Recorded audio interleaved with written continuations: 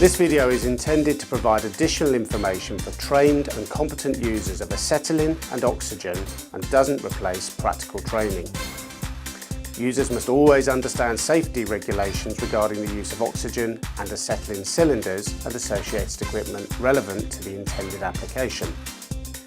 Safety instructions related to oxy-fuel applications can be found on the Air Products website. Hello, in this video I'll show you the safest ways to handle acetylene and oxygen in oxy-fuel processes. Before going into detail about the application of gases, let me remind you of regulations for safe transport and handling of cylinders. More about the subject can be found on the Air Products website through the links we'll provide later on in this training.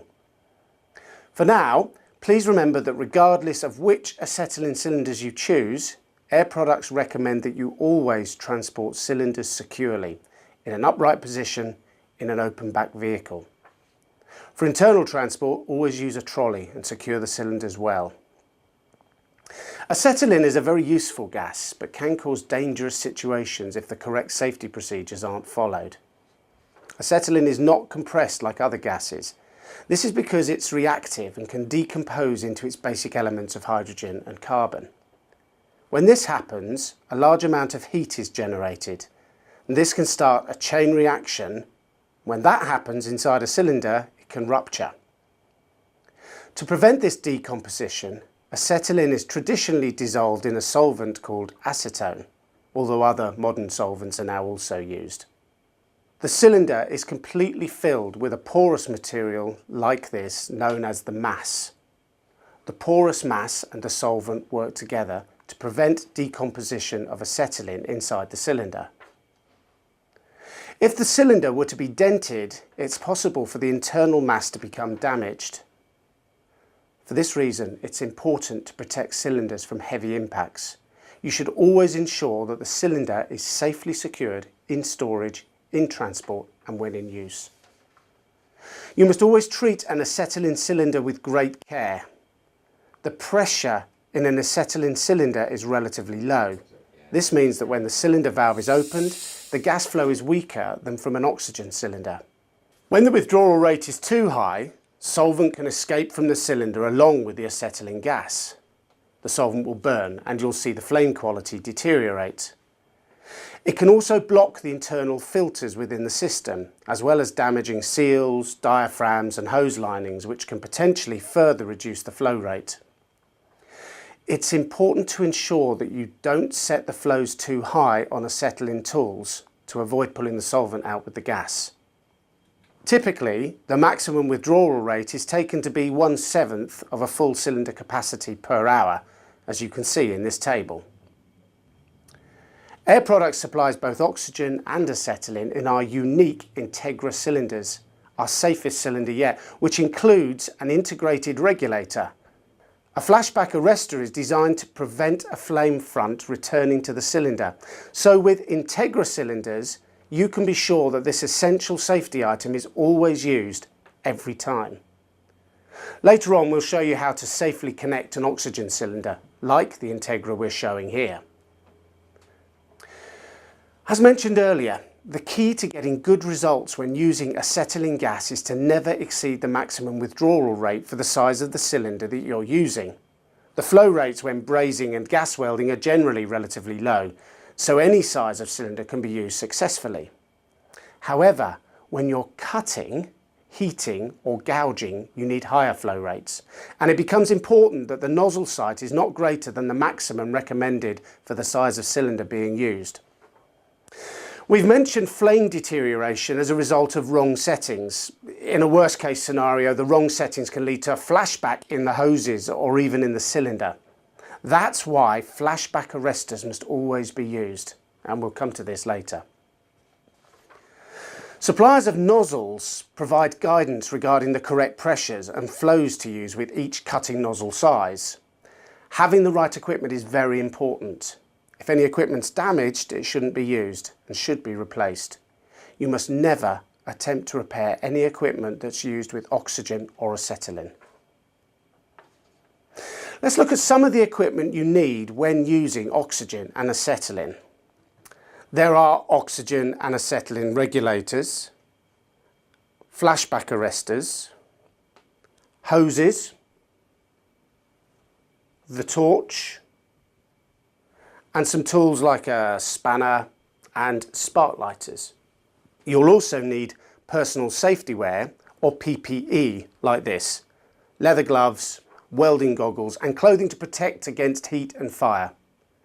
The equipment should meet the required national standards. Now we're going to set up the equipment. Before you light anything, you must make sure that everything is connected correctly. You must check for leaks and then purge the system. I'll show you how to do this in a moment. If you don't follow this procedure, there could be a leak and a fire endangering you and others around you. The cylinders must be upright and secured. Check the identification label and check the outlets of both cylinders are clear of dirt, oil or grease. I cannot repeat this enough. Never use oil or grease to lubricate parts such as the threads on the regulator or the flashback arrestors, as oil and grease can cause an explosion reacting with oxygen. Ensure that regulators are fit for purpose and within manufacturer's recommended replacement period. An oxygen regulator and equipment is always in blue. Acetylene regulators and equipment is always red. A standard oxygen regulator has a right-hand thread and the acetylene regulator has a left-hand thread in the UK, identified by the notches in the connecting nut. Regulator types vary between European countries, so please ensure your equipment complies with local safety legislation. Flashback arrestors must be fitted to each of the regulators. These are important safety devices designed to prevent flames returning into the cylinders. We spoke earlier about our Integra cylinder, which includes a built-in regulator. This port on the Integra cylinder is only for air products to fill the cylinder. With these cylinders, users have the added convenience of a kwik-fit connector, which incorporates a flashback arrestor. These cylinders have the added safety benefit that no additional equipment such as regulators is required, and they can't be used without the built-in flashback arrestor. The kwik-fit connectors are colour-coded, blue and red respectively. For increased safety, it's not possible to connect an oxygen kwik-fit flashback arrestor to an acetylene cylinder or vice versa. Next, fit the hoses. Hoses come in various bore sizes and lengths and are again colour-coded, blue for oxygen, red for acetylene.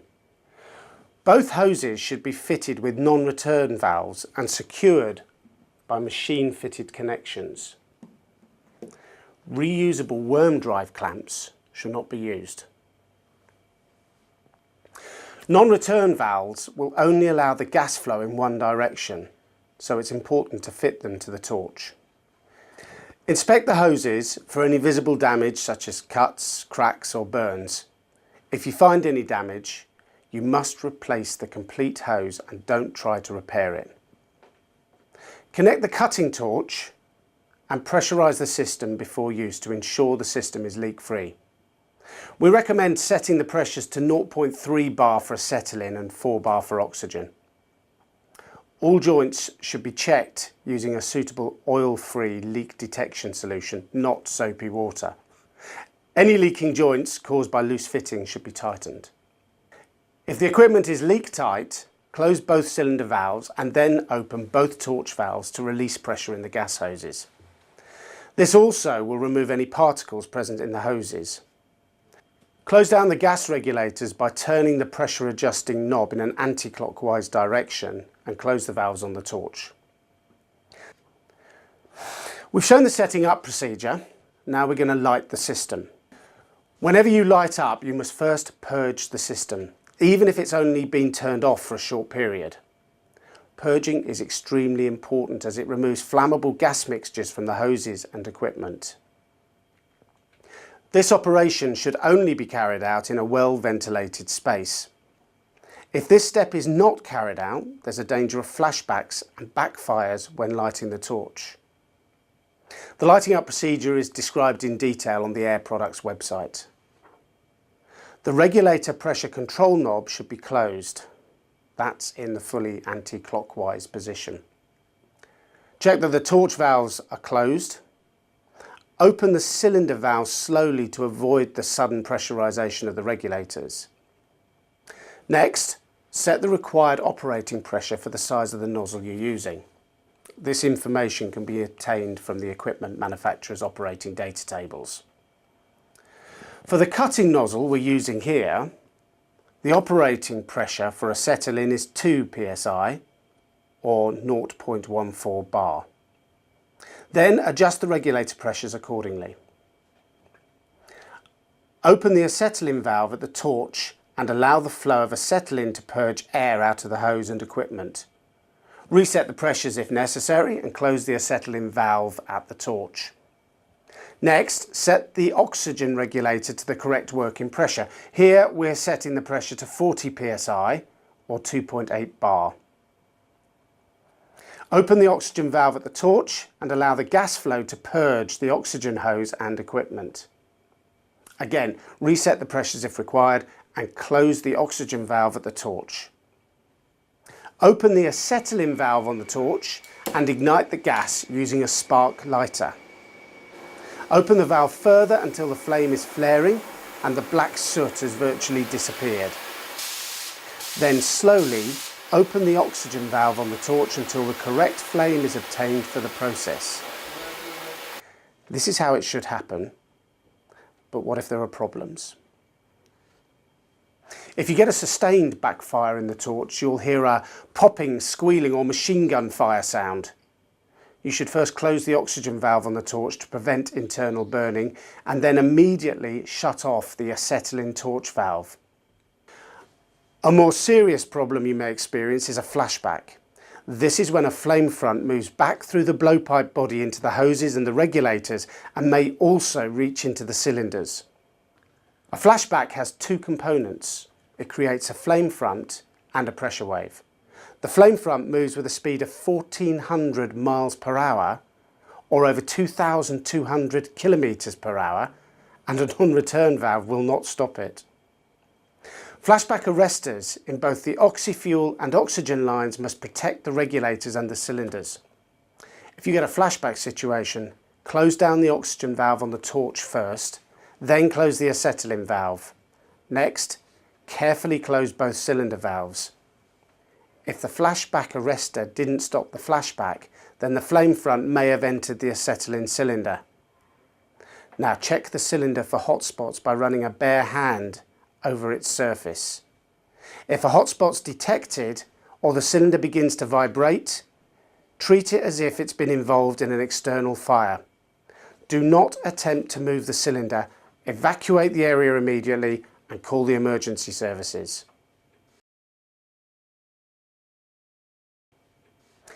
When you've finished working, close the acetylene valve on the torch and then close the oxygen valve on the torch. Next, close both the oxygen and acetylene cylinder valves. Then open both torch valves to vent the pressure in the equipment. Close the regulators by winding the pressure adjusting knobs anti-clockwise. Close the torch valves, then safely place the torch to one side. Don't ever hang a hot torch next to any cylinders. As is the lighting up procedure, the closing down procedure is described in detail on the Air Products website. Before we finish, one last important point on safety. Never use oxygen to blow down overalls or workbenches at the end of the job. Apart from the risks from 200 or 300 bar cylinder pressure, oxygen increases combustibility and will cause the most unlikely of substances to catch fire. Well, that's it. If you use it correctly, acetylene is a very effective and safe gas. If you follow the advice we've shown you, you can be confident that you're working to the best practices.